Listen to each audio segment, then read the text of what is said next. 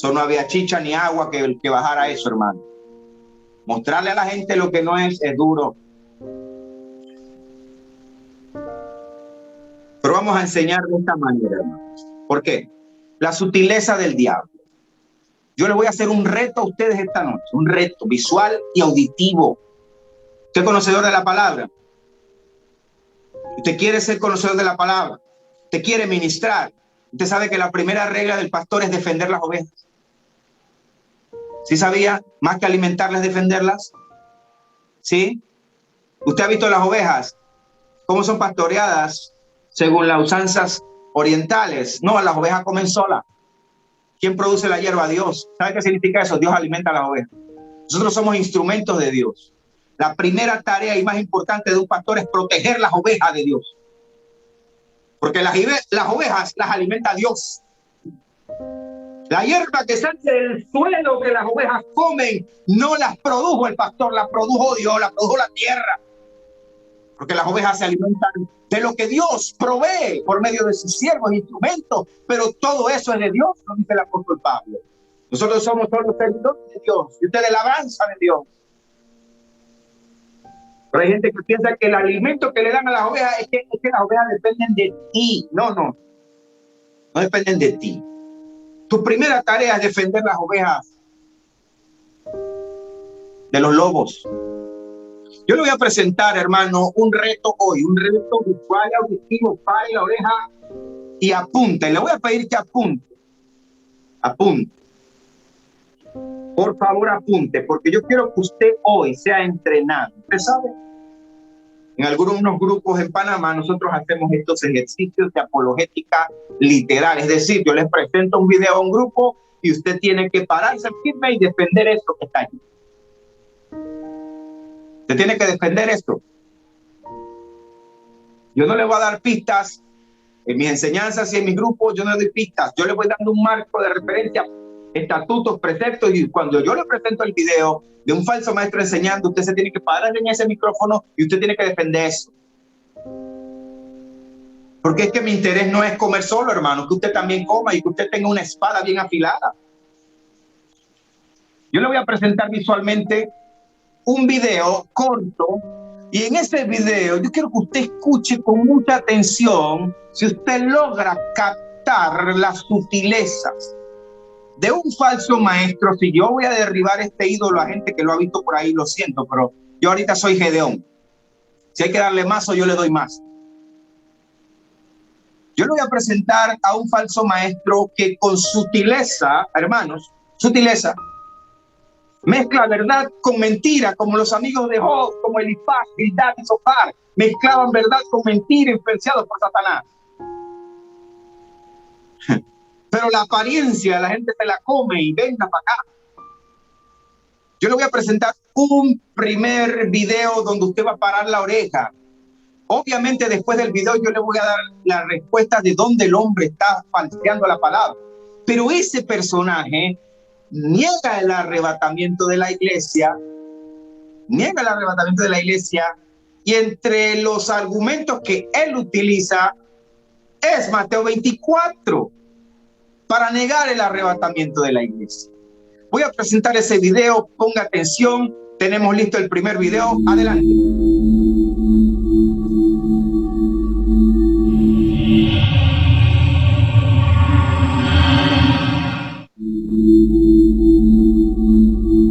Pero algo cambió en el universo cuando Satanás derramó la sangre inocente de Yeshua. El contrato que Adán entregó a Satanás fue anulado. Tal como dijo Shaul, de manera tan encubierta,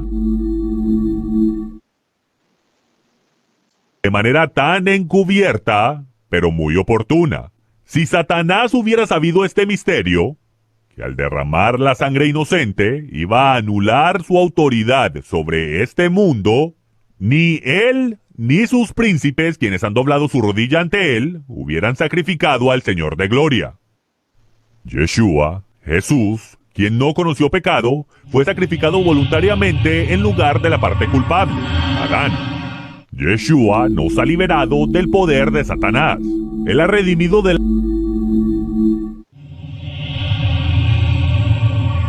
Yeshua tiene que romper los sellos de la autoridad de Satanás sobre esta tierra, y la situación se va a poner sangrienta antes de que se despeje el humo en el mar de vidrio mezclado con fuego. Es en el...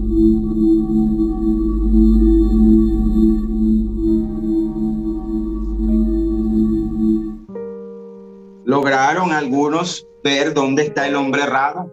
¿Se dan cuenta lo difícil que es captar dónde un hombre está falseando la palabra? ¿Cómo se baila ese trompo en una uña, hermano? Usted o algunos pudieron ver algunas cosas que no le sonaban. Usted no tiene idea la cantidad de falsas cosas que este hombre dijo aquí. En lo poco que traté de resumir de este primer video, él dice que Satanás derramó la sangre de Jesús. Y su base es Mateo 27, 3, 4, donde Jesús está hablando de Judas. El hecho de que Judas entregara al Señor, porque así estaba establecido. Hay profecías incluso de por cuántas monedas, de precioso precio, dice el profeta, precioso precio por el que fui comprado, precioso precio. Hay profecías que hablan de Judas, que hay de aquel por el cual el Hijo del Hombre se entrega. Pero el hecho de que Judas lo entregó no significa que Satanás lo entregó. Satanás no entregó. Ese fundamento quebrantaría la palabra de Dios.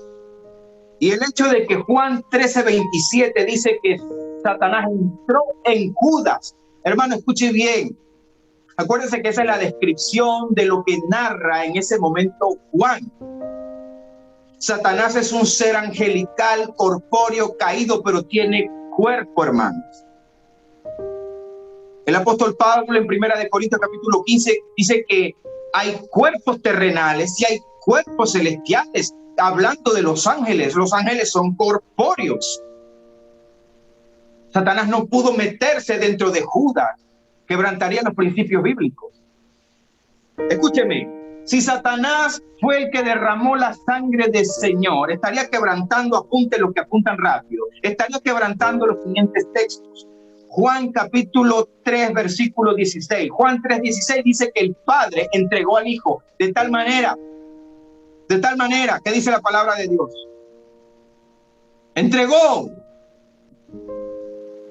El Padre entregó al Señor al mundo para que todo aquel que en él cree no se pierda, mas tenga vida eterna. En Isaías 6 dice que él se ofreció. Ahí sí hay una profecía de doble referencia. Heme aquí, envíame a mí. Era el verbo respondiendo porque él sería el que vendría. Juan 10:18, el Señor dice en Juan 10:18 que a él nadie le quita la vida, él tiene poder para entregarla y tiene poder para volverla a tomar. Juan 10:13, el mismo Jesús dice, yo pongo mi vida, nadie me la quita. Hermano, esto sería darle demasiado crédito a Satanás. Satanás no es el que derramó la sangre del Señor. Satanás no fue el que derramó la sangre del Señor. Se quebrantarían principios de autoridad. Escucha este principio de autoridad que se quebrantaría. Era tanta la rectitud de los preceptos, estatutos de Dios, escuche esto, que Dios pone en el corazón de la mujer de Pilatos y en Pilatos ese sentir de que no podían ellos entregar a ese hombre es inocente, ten cuidado con ese hombre es inocente. Se lava las manos y lo que hace Pilatos es atender a la voz del gran sumo sacerdote que dijo crucifíquenlo. Fue el gran sumo sacerdote. Pilatos le dice, la sangre de este hombre está delante de ustedes, y ellos dijeron su sangre, nosotros nos hacemos responsables. No, ellos dijeron lo aceptamos. No solo Pilatos se los dijo, ellos aceptaron que la sangre de ese inocente, ellos dijeron no hay problema. El principio de autoridad era tan grande que si todos los corderos que fueron sacrificados en el Antiguo Testamento fueron sacrificados, entregados por sumos sacerdotes, fue tanta la rectitud de Dios que tenía que ser el sumo sacerdote quien permitiera y entregara que el Mesías fuese sacrificado en la cruz. No podía ser un gentil, tenía que ser un sumo sacerdote cumpliendo el orden de Dios y los principios de Dios. ¿Cómo este hombre va a decir que Satanás fue quien derramó la sangre de Jesús? Santo Dios. Otra cosa que él dice, que el misterio era anular la autoridad, según él, Satanás, y agarra Primera de Corintios para eso. Según él, Satanás lleva a Cristo a la cruz para evitar que Jesús le quitara la autoridad. Falsa doctrina, hermano. Por eso la sutileza, y usted necesita conocer la palabra de Dios. Escuche, la autoridad que Jesús recibe cuando dice: toda autoridad me es dada de lo que está en los cielos, en la tierra y debajo de la tierra, hermanos. Esa autoridad fue una consecuencia, un producto de la victoria en la cruz, en el infierno y en la resurrección. Esa autoridad fue el premio, uno de ellos, pero no fue el objetivo. El propósito del Señor, el misterio, no era quitarle la autoridad a Satanás. La autoridad que Jesús tiene es una consecuencia. Según Juan 3:17, el propósito número uno del Señor era venir a salvar al mundo. Según Segunda de Corintios capítulo 5:16, Segunda de Corintios 5:17-19, el propósito del Señor era reconciliar al mundo caído con el Padre. Versículo para que llegue. El propósito del Señor era salvación.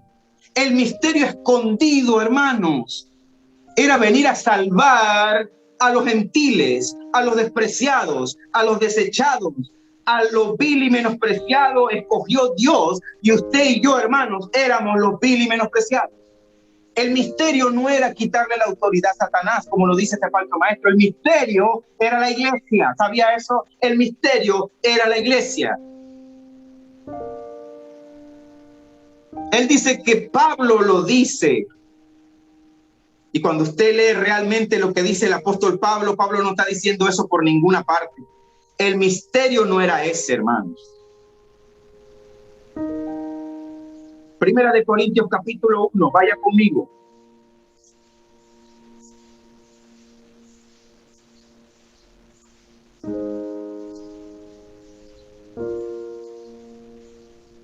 ¿Qué dice Primera de Corintios capítulo 1, versículo 7 en adelante? Primera de Corintios 7:1 dice el apóstol Pablo. Perdón, Primera de Corintios 2:6. Primera de Corintios 2:6. Sin embargo, hablamos sabiduría entre los que han alcanzado madurez, y sabiduría no de este siglo, ni de los príncipes de este siglo que perece, mas hablamos sabiduría de Dios en misterio. Vamos a ver cuál es el misterio. El misterio no era recuperar la autoridad, fue una consecuencia de su victoria. La sabiduría oculta, la cual Dios predestinó antes de los siglos para nuestra gloria, la que ninguno de los príncipes de este siglo conoció, porque si lo hubiese conocido, nunca hubiesen crucificado al Señor de la gloria. Antes bien, como está escrito, cosas que ojo no vio, ni oído yo, ni han subido al corazón del hombre, son las que Dios ha preparado para los que le aman. El misterio, hermano, no era quitarle la autoridad. La autoridad que él recupera fue consecuencia y producto de la victoria del Señor en la cruz. El misterio de Dios es la iglesia del Señor. Efesios capítulo 3, versículo 3. Porque por revelación me fue dado el misterio. ¿Qué misterio, Pablo? Háblanos de ese misterio. Efesios 3:3. Por revelación me fue declarado el misterio, como antes lo he escrito brevemente, leyendo lo cual podéis entender cuál sea mi conocimiento en el misterio de Cristo. El misterio. ¿Cuál es el misterio de Cristo? Versículo 5. Misterio que en otras generaciones no se dio a conocer a los hijos de los hombres. como ahora es revelado a sus santos apóstoles y profetas por el Espíritu. Siga leyendo el 6. Que los gentiles, el misterio son los gentiles. Pablo viene hablando del misterio escondido y en el 6 comienza a decir claramente cuál es el misterio. Que los gentiles son coherederos y miembros del mismo cuerpo y copartícipes de las promesas en Cristo Jesús por medio del Evangelio, del cual yo, no dice nosotros, yo fui hecho ministro por el don de gracia de Dios que me ha sido dada según operación del poder.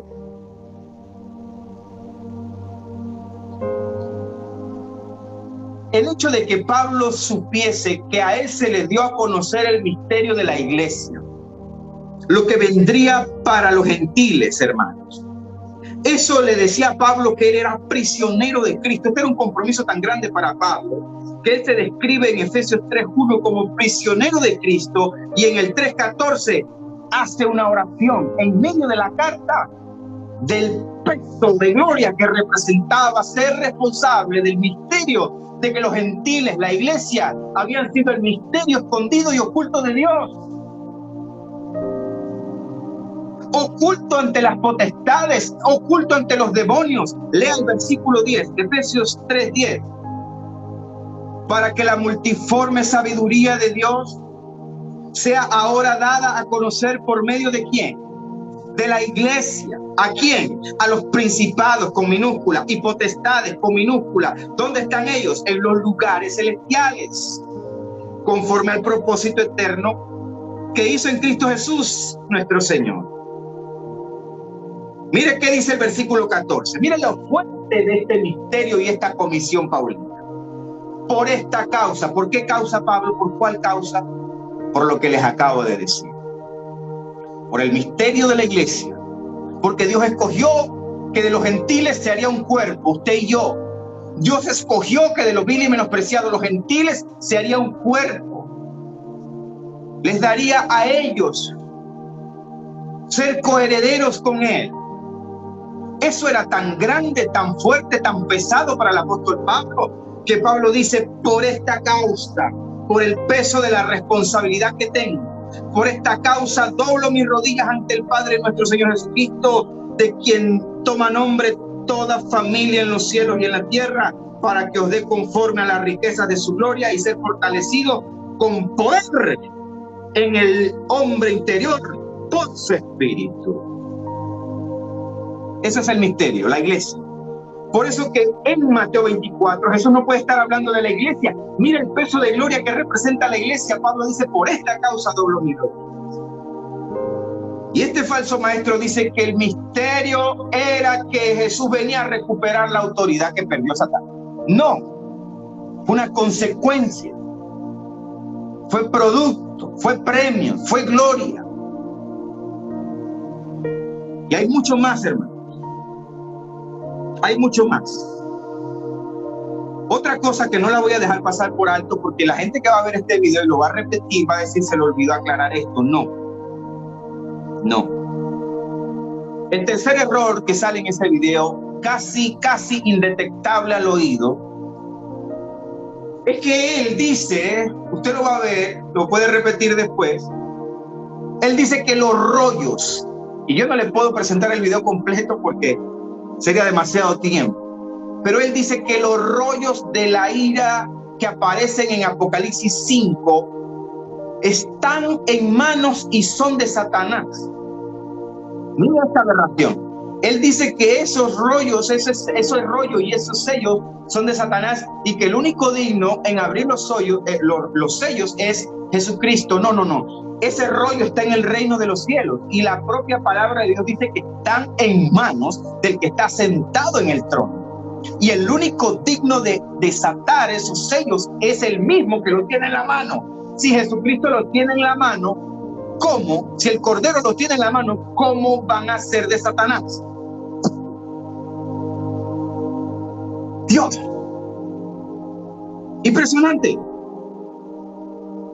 Yo quiero que Controles presente el segundo video. Tenemos un segundo video. Yo espero que abran sus oídos ahora. Segundo video.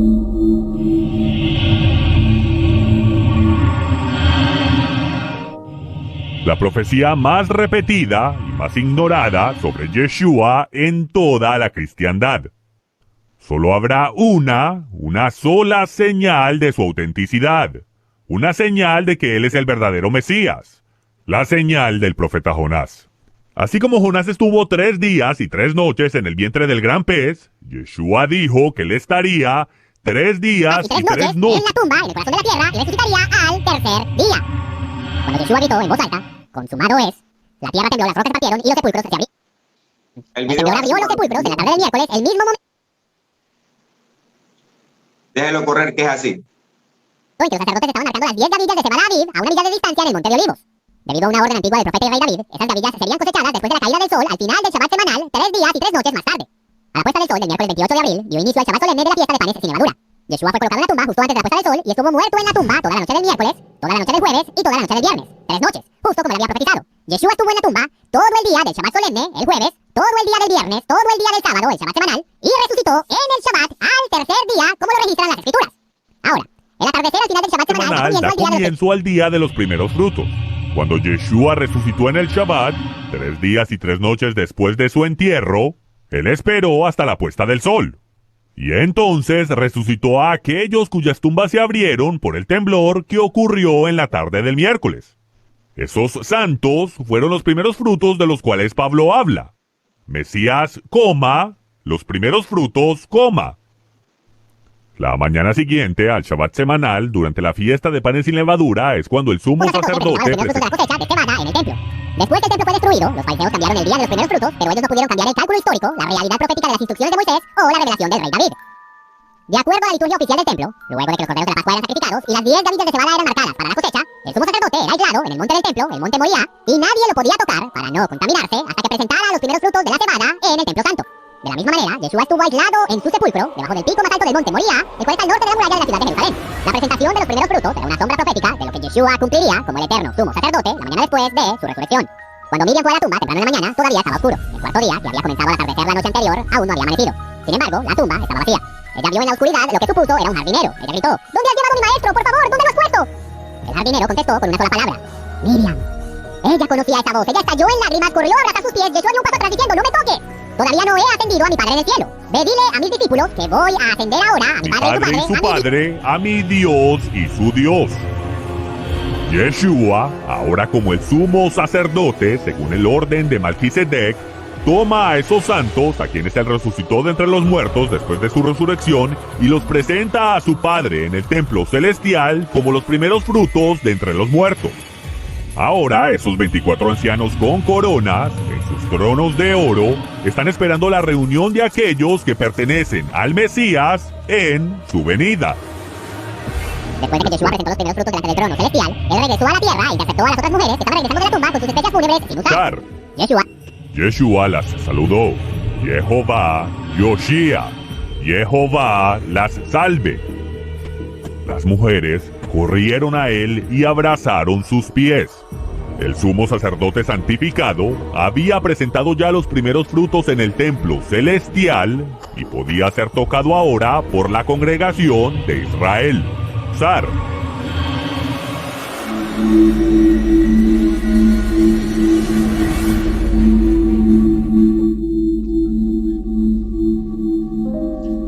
Gloria a Dios. Hermanos, fíjense.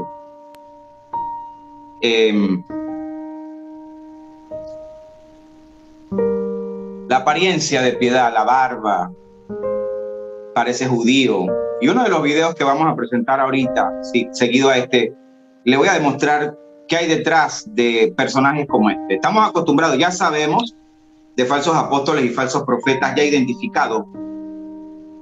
Pero en internet y en muchos lugares hay gente como ellos que engañan a muchos, hermanos.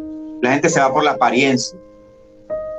Mira, hermano, cuando él dice que la única señal de autenticidad es la señal de Jonás, es falsa doctrina, hermano. Falsa doctrina. ¿Por qué? Porque si la señal de Jonás realmente fuera la señal de la venida del Señor, se quebrantaría el principio de que nadie sabe el día ni la hora. Ya le estaría dando una especie de parámetro. Y fíjese, En esta respuesta se quebrantan principios de interpretación que nosotros marcamos siempre. Cuando nosotros enseñamos de las parábolas, cuando usted se ubica en Mateo 12, 38, 39, la propia palabra, respetando los principios de reglas de interpretación, quebranta el principio de emisor. ¿Quién está hablando? Jesús. Receptor. ¿A quién se le está diciendo? A los fariseos, saduceos, escribas. Y número 3, quebranta lo que se conoce como el motivo de la comunicación. ¿Por qué Jesús dijo eso? ¿A quién se lo dijo? En Mateo 12:38 dice así: entonces respondieron algunos de los escribas y los fariseos diciendo: maestro, deseamos ver de ti señal. Ahí no dice deseamos ver señal del fin, o si hay señal de que tú eres el Mesías para el mundo, porque la iglesia era un misterio, lo acabamos de ver en Efesios 3. La iglesia es un misterio, ahí no se está hablando de la iglesia. Él respondiendo les dijo: la generación mala y adúltera. ¿Cuál generación? Mala y adúltera. Hasta donde yo tengo entendido, nosotros fuimos lavados por el poder de la sangre de Cristo. Nuestro nombre está escrito en el nombre de la vida. Yo no soy justo por mi justicia, yo soy justo por su sangre. En él yo soy justificado por lo que él hizo, por su sangre. Yo no pertenezco a una generación malvada y adúltera. Yo fui redimido, comprado, salvo. Esto se lo dijo Jesús a los fariseos, a los escribas. En la enseñanza de las parábolas yo aclaro esto con todo el detalle, hermano, tendría que usted verlo allá. La señal de Jonás tiene que ver con juicio, tiene que ver con fuego que Jonás le dijo a esa nación que vendría si no se arrepentían. Ese juicio tiene relación con la tribulación y gran tribulación en la que sí, la nación de Israel será parte. Y en medio de esta tribulación y gran tribulación, el mismo Señor en su palabra establece que la nación de Israel será probada como se prueba el oro por medio del fuego. No voy a poder leerlo, pero apunten los que apuntan y les va a quedar en el video, hermanos. ¿Cómo se prueba el oro? Zacarías 13, del 1 al 3. Las heridas de las que habla el profeta en Zacarías significa, hermanos, que eso va a ser para la nación de Israel. Zacarías capítulo 13, versículo 6. La propia nación de Israel al final de los tiempos le preguntarán: ¿qué heridas son estas en tus manos? Y él responderá: con ellas fui herido en casa de mis amigos, hablando de los antepasados judíos, fariseos, que fueron los que llevaron a Jesucristo a la cruz. A ellos se les fue dada la palabra de la señal de Jonás. La señal de Jonás es juicio, es fuego, no es para la iglesia la señal de Jonás. Apunte Malaquías 3, 2, 3 para que tenga en su casa. Malaquías 3, 2, 3, Malaquías 3, 17, 18 para que lo busque en su casa. Cómo el Señor se encargó de presentarse él delante del Señor con su sangre. El Señor no se presenta en el trono con los primeros frutos, hermanos. Falsa doctrina que este hombre dice así. Los primeros frutos, que él dice que esos primeros frutos son los resucitados. Esos primeros frutos de esos resucitados fueron personas que volvieron a la vida en el momento de que el Señor fue crucificado, hermano. Dice la palabra de Dios que esos son gente que volvieron a vivir. Pero esas personas no pueden representar a los 24 ancianos. Esta doctrina no es solamente de él, escuche bien. Esta doctrina fue manejada de esta forma por muchos años a lo largo de la historia de la iglesia, tomando falsamente o dándole una mala interpretación a Mateo 27, 52, 53. Ni siquiera lo cita. Otras versiones y los textos originales de esos resucitados allí con Jesús como señal del poder de lo que sacudió el infierno y la tierra, usted lo puede encontrar en otras versiones que dice: volvieron a vivir. Cristo es las premisas de la iglesia. Cristo es las premisas de la iglesia, amado hermano. Los 24 ancianos no pueden ser esos que resucitaron con el Señor. Sería imposible, imposible, hermano. ¿Por qué? ¿Por qué sería imposible? Le hago una pregunta. ¿Qué acabamos de ver al principio de esta enseñanza? Que nada de lo que ocurre en Apocalipsis 4 en adelante ha ocurrido. Esas son las cosas que han de suceder después. ¿Dónde aparecen los 24 ancianos por primera vez en toda la Biblia? Sobre todo en el Nuevo Testamento. En Apocalipsis 4, lo que ve Juan después del periodo de la iglesia. Cuando usted ve Ezequiel capítulo 1, donde se presentan también los 4 seres vivientes, no hay ancianos por ningún lugar en el trono. En Ezequiel no hay ancianos cuando se revela los 4 seres vivientes, la rueda dentro de la rueda. En Ezequiel no hay ancianos. ¿Por qué? Porque no habían estado instituidos ni establecidos tronos. Amados, esos tronos se van a establecer en el reino de los cielos. Esos ancianos se van a establecer en el reino de los cielos. Hermanos, esta doctrina es tan aberrante que prácticamente estaría haciendo acepción de personas nuestro propio Señor. ¿Por qué? Porque si esos que resucitaron con el Señor son los 24 ancianos, ya, entonces no se cumple sobre ellos la palabra, que de manera que está establecido que el hombre muera una sola vez y después de esto el juicio. Estaría quebrantando un principio que no se puede quebrantar.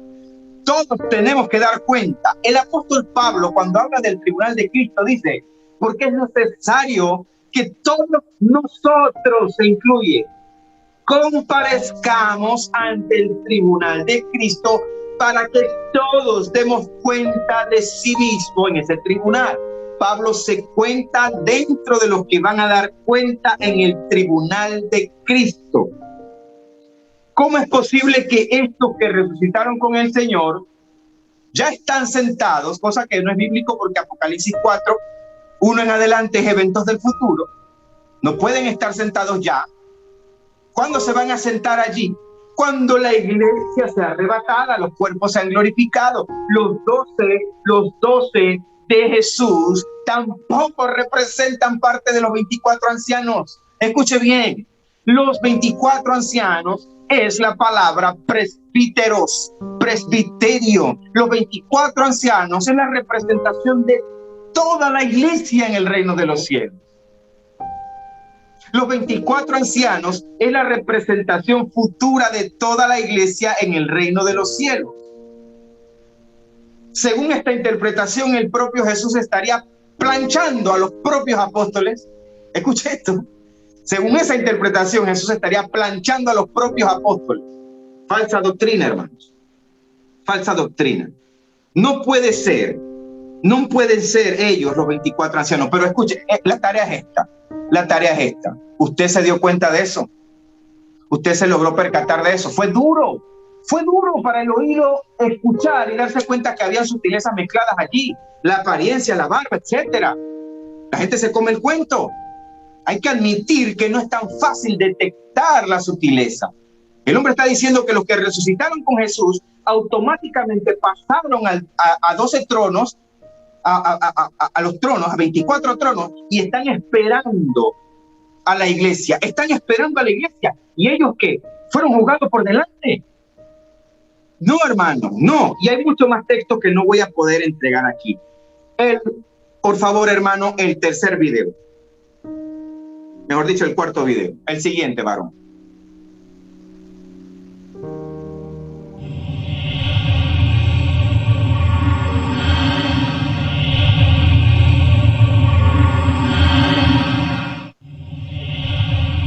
Algunos llaman esta venida del Mesías para reunir a sus santos el rapto, del latín rapturo, el cual fue traducido del griego harpazo. En español se traduce comúnmente como el rapto o el arrebatamiento. Este evento trascendental fue revelado por Yeshua a Pablo y Juan, cumpliéndose en la última trompeta. Yeshua promete que sucederá justo antes de que la primera copa de la ira de Dios se derrame sobre aquellos que destruyeron la tierra. Pablo dijo que seremos salvos de la ira venidera, hablando de la ira de Dios. Pero nadie está exento de la ira de Satanás. Así es, después del rapto o el arrebato seremos salvos de la ira venidera, hablando de la ira de Dios. Pero nadie está exento de la ira de Satanás. Así es, después del rapto o el arrebatamiento, a la última trompetera, hablando de la ira de Dios.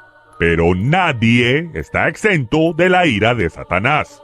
El arrebatamiento, a la última trompeta en el libro de Apocalipsis, hay una resurrección más en la lista de Pablo. Y al final de la cronología de Apocalipsis. Primera de Corintios, capítulo 15, versículo 24, en varias versiones de la Biblia dice: entonces vendrá el fin. La palabra vendrá está en cursiva, porque no está en ninguno de los textos griegos. Fue añadida por los traductores, por eso es que está en letra cursiva, pero fue añadida incorrectamente. Simplemente debe decir luego el fin. Esta es la resurrección final.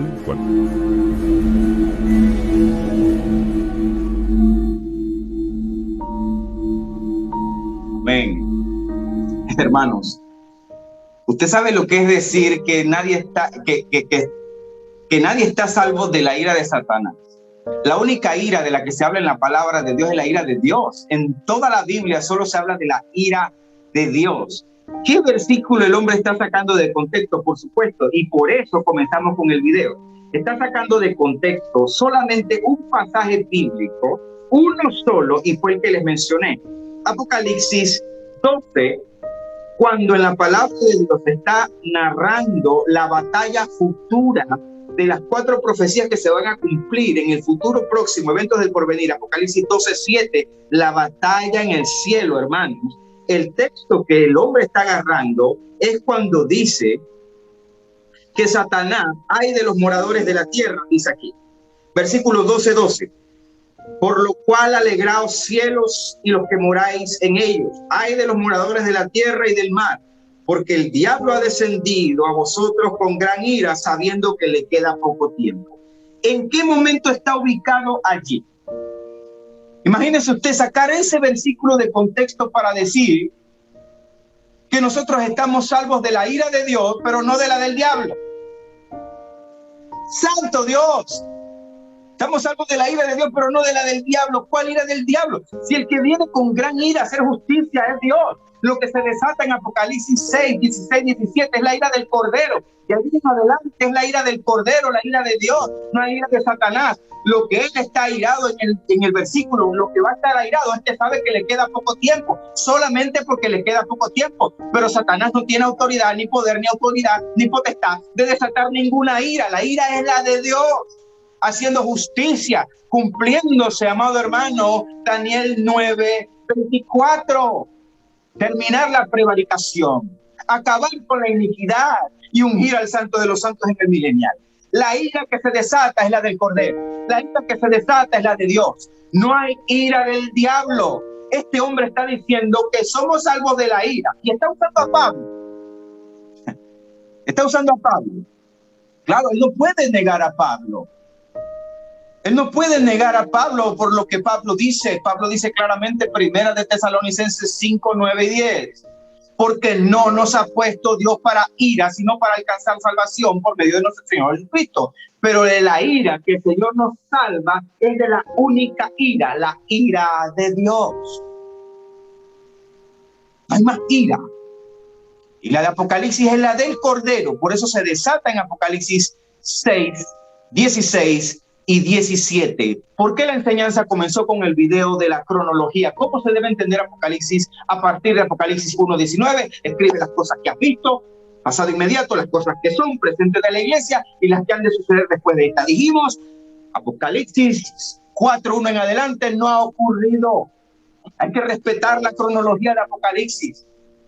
Y el único versículo que este hombre saca de contexto es uno, como dijimos, que ubica el tiempo del fin, lo ubica prácticamente a la mitad de la tribulación y gran tribulación. Cuando dijimos que Mateo capítulo 24 versículo 15 representaba representaba la mitad de la gran tribulación, hermano, es porque tenemos versículo, capítulo y verso para demostrar. Es necesario que usted desarrolle los sentidos espirituales. Ya está bueno, hermano, de hablar de los falsos de manera hipotética. Falsos apóstoles, falsos maestros. Yo soy sana doctrina, pero enséñame los falsos. Muéstrame dónde están haciendo los falsos. ¿Usted sabe cuánta gente agarra estos mismos textos igual que él? ¿Por qué yo lo presento a él? Porque él representa, hermanos, millones de personas que creen lo mismo. Él representa millones de personas que creen lo mismo. Toman Mateo capítulo 24 como si estuviera hablando de la iglesia cuando se está hablando de Apocalipsis completamente de punta a punta. Sacan textos de contexto a diestra y siniestra. Pero ¿quiénes son ellos? Falsos maestros. El último video, varón, por favor, para que ustedes vean qué hay detrás de este falso maestro, igual que mucha gente.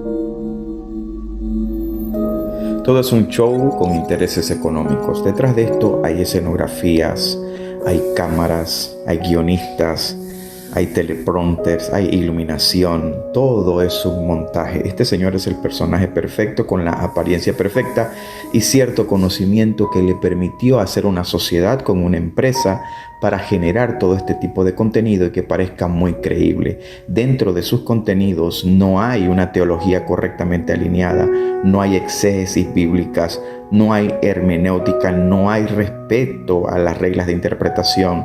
Hay una sola línea de pensamiento y es todo con el único propósito de generar seguidores y generar patrocinadores a su programa.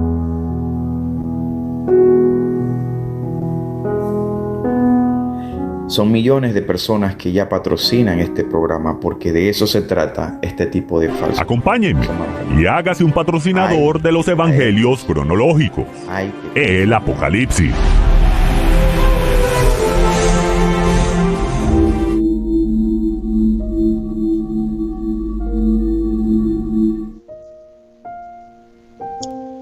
Duele mostrar esto, hermanos, porque mire, si este becerro se le cayó a mucha gente que sigue a este hombre, yo lo siento.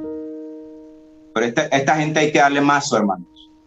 Esta gente hay que darle mazo porque están engañando. Pero si yo lo dejo hipotéticamente, hermano, no juzgue, hermano, la ética, acuérdese la ética. No, hermano, yo el tema ese de la ética, yo me borré ese estigma ya. Porque la ética se ha convertido en una excusa nada más para la cobardía, para no decir las cosas de frente y como son. ¿Por qué tengo que hacer énfasis en esto, hermanos? Si yo no le muestro a usted bíblicamente todo lo que le vamos a mostrar acerca de Mateo 24, que obviamente vamos a seguir más adelante, hermano, usted va a quedar confundido igual.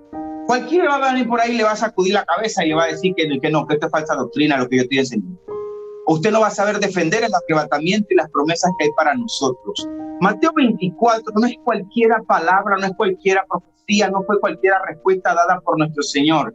Repito, la columna vertebral profética de la roca fue lo que responde en Mateo 24. Se conjugaron todas las profecías relacionadas al fin, todas las profecías relacionadas a la nación de Israel y sus tratos, todas las profecías que se dijeron también en relación al propio apóstol Pablo, cuando lo que hablaba también tenía relación, sentido profético, como lo dice en Segunda de Tesalonicenses capítulo 2, hablando del inicuo que se sentará en el trono de Dios, haciéndose pasar por Dios. Todo lo que dijo Juan, todo lo que dijo el apóstol Pedro en la segunda carta, capítulo 3, hablando del fin también, todo se conjugó en Mateo 24. Pero la iglesia era un misterio tan grande que Pablo dobla sus rodillas diciendo: esto es muy fuerte. Por esta causa, dice Pablo, doblo mi rodilla. El peso de gloria, que era ser el portador del misterio escondido, el misterio oculto en Dios desde tiempos antiguos. Misterio oculto en Dios. ¿Y usted cree que Jesús está hablando en Mateo 24 y 25 de la iglesia a lo ancho pancho? No tiene sentido que Jesús estuviera votando un misterio reservado. Mateo 24 es Apocalipsis de punta a punta. La abominación desoladora de la que habló el profeta Daniel, el que lee entienda. Lo que nosotros vamos a mostrar en las próximas clases, hermanos, no podía dejar de tener el sentido apologético. Escuche bien. Si usted necesita un maestro más fácil, más suave, hay bastante. Pero yo soy apologeta. Yo no le voy a presentar a usted una verdad sin mostrarle cara a cara la mentira. Entonces me busco otra profesión, me pongo a vender chicha. Yo le voy a mostrar una enseñanza que no tiene pelos en mostrarle lo falso. Y si usted no aguanta ver lo falso, no va a aguantar ver lo bueno. Yo no le puedo decir a usted, vamos a hacerle una operación, si no le identifico el problema. Le hago una radiografía y se la enseño para que usted la vea. Usted tiene que ver la enfermedad y ver, mire señora, ve, aquí esto le salió. Esto hay que operarlo. No, que yo no me quiero operar, yo no me quiero operar. Si no lo opero se muere. Ah, bueno, opéreme. Hay que operar. Pero nadie puede operar si no le muestra la enfermedad. La hipocresía de este tiempo es que nadie quiere mostrar la enfermedad. Señoras y señores, Mateo 24 ha sido el caballito de batalla, sacado de contexto para negar las promesas que la palabra de Dios le llama y considera la gloria de la casa postrera. Y si yo te voy a enseñar la gloria de la casa postrera, no es para que tú te vayas contento nada más, es para que tú te conviertas en un defensor de la palabra, que tú digas a la gente, siéntate ahí que yo te voy a aclarar ese disparate escatológico que tú tienes en la cabeza. Siéntate que vamos a hablar de la palabra del Señor, para que usted se convierta en un espadachín bíblico. Pero te tengo que mostrar todo. Tenga paciencia. Cuando me ofrecí para esta enseñanza, ¿cuántas clases son? Son 16. Son 16. Vamos a ver quién aguanta. Y son 16, hermanos, porque quiero dejar aquí un fundamento en su corazón de parte de Dios. Porque los días son malos. Como lo dije antes, estamos viviendo una opresión. Estamos viviendo tiempos difíciles. Que la única justicia que usted va a ver, la única, porque ya no hay ley. Ya no hay ley, hermanos. Ya no hay ley. Aquí en Panamá solamente hay ley para los enemigos políticos y que ni man.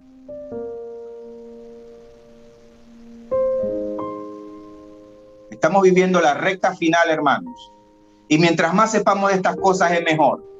Van a haber personas que van a ser arrebatados, gloria a Dios. Usted no necesita saber todo esto para ser arrebatado. No. Para ser transformado con un cuerpo glorioso. Usted no necesita saber esto. Usted necesita solo creer. Pero qué bonito, hermanos, es estar en la fila del tribunal de Cristo, que usted sepa lo que está pasando. Van a haber gente que va a estar en la fila, yo creo, y van a estar preguntando, hermanas, ¿qué hacemos aquí? ¿Qué es esto? ¿Qué van a repartir? Aquí en el cielo también hay bono. En el cielo también hay bono. No, en el cielo no hay bono. Es en la fila del tribunal de Cristo. Ahí no hay bono. En el cielo no hay bono, hermano. Va a ser la fiesta. Pero hay gente que no sabe de esto. La gente no quiere predicar de esto. Hay que enseñarle al pueblo de Dios a dónde vamos, las promesas. Somos reyes y sacerdotes. Estamos preparados. Cuando vean todas estas cosas, dice el Señor, en Dios, porque el Señor está a la puerta, aleluya. Y usted va a estar en la fila sabiendo dónde usted está parado. Usted no va a estar en la fila preguntando si es el bono digital. No. Si es el bono del gobierno. No. Damos gracias, Señor, por esta enseñanza. Te bendecimos, Señor, en el nombre de Jesús. Padre, te doy gracias y te pido, Señor, que todos los que estamos aquí en esta noche estemos la próxima semana, Señor, cada uno de ellos. Que no se fatiguen, que no se cansen, que no se duerman, que no ronquen. Padre, en el nombre de Jesús, que todos puedan resistir y ser instruidos, enseñados. Padre, pon en cada uno de mis hermanos hambre y sed de conocer estas cosas. Padre bendito, Padre santo, es tiempo, Señor, porque van a venir días donde cada uno de nosotros de manera individual va a tener la demanda del cielo de predicar y enseñar por su cuenta todas estas cosas. Padre santo, porque vendrán ataques como los hay ahora por parte de falsos maestros bien tratados como este, que muchas personas han dejado de creer, Señor, y yo te pido Que por medio de tu palabra, Señor, la enseñanza, la fe en tu palabra, en tus promesas, en lo que está escrito que es nuestro por herencia, Señor, la fe en las promesas del Señor sean nuevamente avivadas. Que volvamos a creer, Señor, que en un momento, en un abrir y cerrar de ojos, a la final trompeta, los muertos en Cristo resucitarán primero y luego nosotros, los que estemos vivos, los que hayamos quedado, también, Señor, seremos arrebatados en un instante, en un abrir y cerrar de ojos. Que tu palabra, Señor, devuelva la fe a las promesas y a los pactos, porque será solo tu justicia lo único que veremos en el porvenir. Gracias, Señor, porque nuestros nombres están escritos en el libro de la vida del Cordero, porque será la ira del Cordero la que se desatará en los días finales. En el nombre de Jesucristo, amén, amén y amén. Adelante. Seguir a Cristo, he decidido seguir a Cristo, he decidido seguir a Cristo, no vuelvo atrás, no vuelvo atrás. La cruz está ante mí, la cruz está